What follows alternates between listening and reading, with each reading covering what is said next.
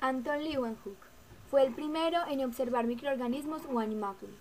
Se le atribuye el descubrimiento de los espermatozoides, las semillas contenidas en el esperma que son fabricadas por los testículos. Su descubrimiento fue utilizado por William Harvey, que descubrió y planteó que tanto las plantas como los animales se reproducen sexualmente. Esto dio paso a que en el siglo XVIII surgiera la llamada guerra de homúnculos. Se presentó básicamente entre ovistas y espermistas. Los ovistas eran partidarios del huevo o óvulo y los espermistas defendían la causa masculina. Costó mucho descubrir que ambos eran complementarios. Los ovistas decían que los animales poseían un huevo en su interior, parecido a los de las aves, que se activaba con el fluido masculino para dar paso a otro organismo. Esta teoría se vio algo frustrada con el descubrimiento de los espermatozoides de Leeuwenhoek, ya que eran descritos como pequeños hombrecitos y rebatía la teoría anterior del fluido.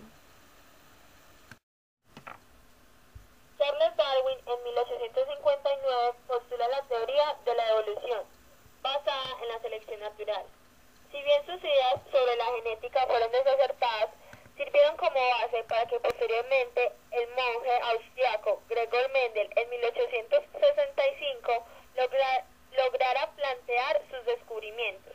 Estos dieron paso a una nueva forma de ver la genética. A su vez, Mendel sirvió como base para los descubrimientos del biólogo estadounidense Thomas Hunt Morgan, padre de la genética actual. Ahora miremos más a fondo a Mendel.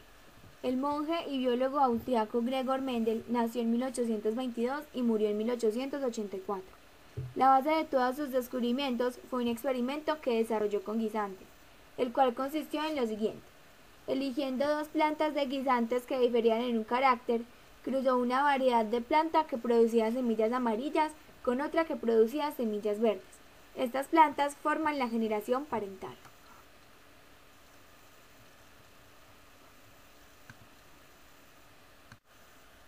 Como resultado de este cruce salieron plantas que producían nada más semillas amarillas. El carácter que aparecía le llamó dominante y al que no, recesivo. En este caso, el color amarillo es dominante frente al color verde, el recesivo.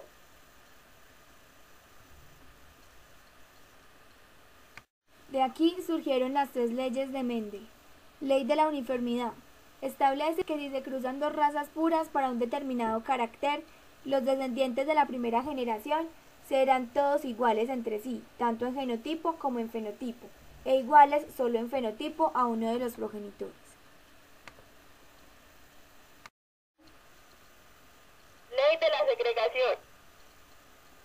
Esta ley establece que durante la formación de los gametos, cada alelo de un par se separa del otro miembro para determinar la constitución genética del gameto filial. Interpretación actual. Los dos alelos que codifican para cada característica son segregados durante la producción de gametos, mediante una división celular meiótica. Esto significa que cada gameto va a contener un solo alelo para cada gen, lo cual permite que los alelos materno y paterno se combinen en el descendiente asegurando la variación. Ley de la segregación independiente. Aquí Mendel concluyó que diferentes rasgos son heredados independientemente unos de otros. No existe relación entre ellos. Por lo tanto, el patrón de herencia de un rasgo no afectará al patrón de herencia de otro. Continuando con los descubrimientos del siglo XIX, está el científico Walter Fleming, que en 1882 descubrió la mitosis y los cromosomas. Este señor fue el primero en hipotetizar que todos los núcleos de una célula provienen de un núcleo anterior. Ahora entraremos a los descubrimientos del siglo XX.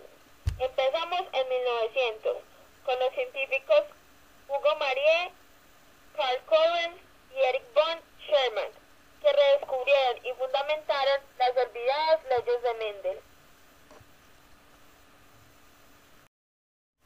En 1903, el científico Walter Sutton sugirió que la asociación de cromosomas paternos y maternos en pares y su separación subsecuente durante la división de reducción puede constituir la base física de las leyes mendelianas de la herencia.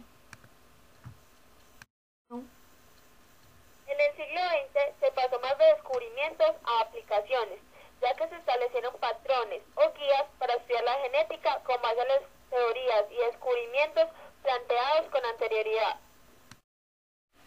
A continuación hablaremos de la citogenética. Es el campo de la genética que comprende el estudio de la estructura, función y comportamiento de los cromosomas. El origen de esta ciencia se remonta a los descubrimientos de Fleming, el primero en hablar de cromosomas como tal.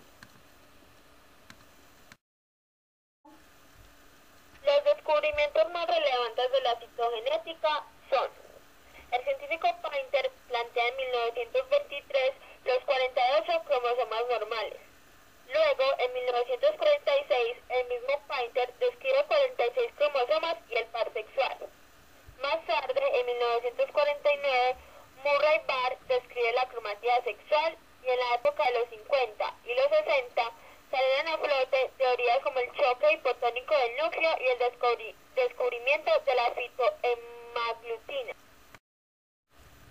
También en el siglo XX se empezó a hablar de inmunogenética y genética de poblaciones. La inmunogenética es definida como la disciplina de biología que estudia los caracteres genéticos o heredables mediante el uso de técnicas inmunológicas. La genética de poblaciones es la rama de la genética cuyo objeto es describir la variación y distribución de la frecuencia alélica para explicar los fenómenos evolutivos.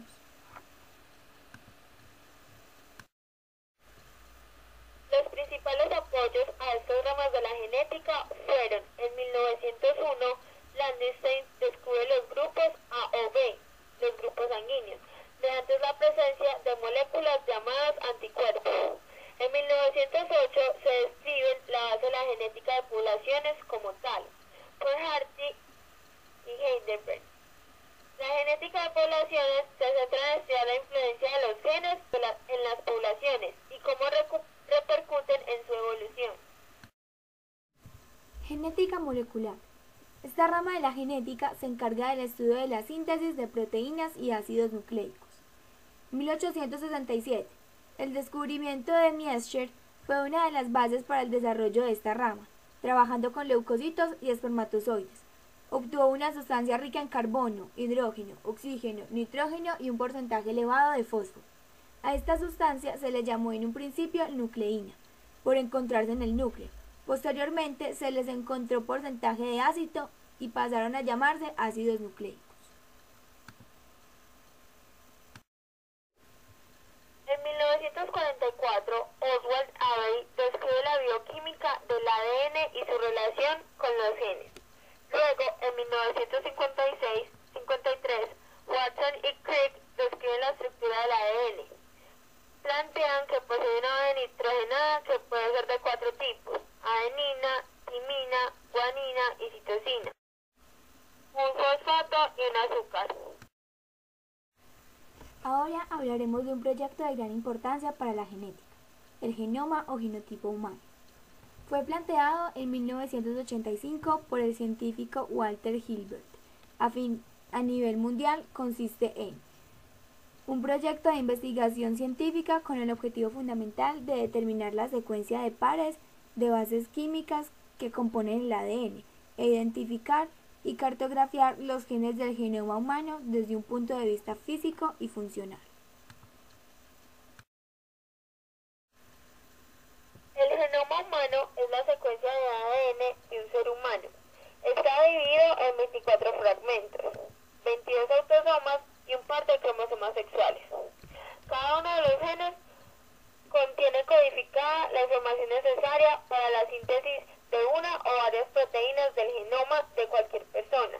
A excepción de los gemelos idénticos y los organismos clonados, el genoma de cada persona es único.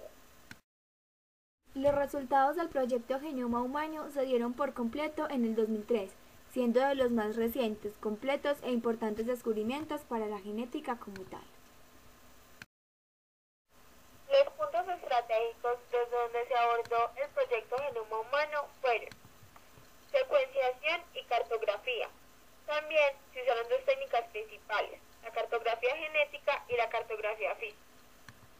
El conocimiento del genoma humano nos brinda un sinfín de beneficios, como nuevas vías para los avances de la medicina y la biotecnología, conocer las bases moleculares de las enfermedades hereditarias y diagnósticos de enfermedades posibles gracias al proyecto Genoma Humano. El proyecto Genoma Humano ha sido, sin duda alguna, uno de los proyectos más importantes y reveladores en la historia de la genética. Además, ha hecho honor a todas las teorías descritas por sus antepasados, desde las primeras afirmaciones de Aristóteles hasta Miescher. La clonación es tal vez una de las aplicaciones más nuevas de la genética como tal, que consiste en un proceso por el que se consiguen copias idénticas de un organismo, célula o molécula, ya desarrollado de forma sexual. La clonación de un organismo consiste en crear uno nuevo con la misma información genética de una célula ya existente.